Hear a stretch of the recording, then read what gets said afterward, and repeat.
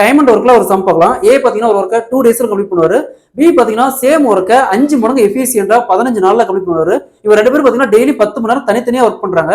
ஒருவேளை 2 பேரும் சேர்ந்து ஒர்க் பண்ணா அந்த 10 மணி நேரம் பிளஸ் கூடுதலா எத்தனை மணி நேரத்துல அந்த ஒர்க்கை கம்ப்ளீட் பண்ணுவோம்னு கேக்குறாங்க. இப்ப ஏ பாத்தீங்கன்னா 2 டேஸ் ஒர்க் பண்றாரு. ஓகேங்களா. அதே மாதிரி பி பாத்தீங்கன்னா 5 மடங்கு எஃபிஷியன்ட் 15 நாள் ஒர்க் பண்றாருன்னு சொல்றாங்க.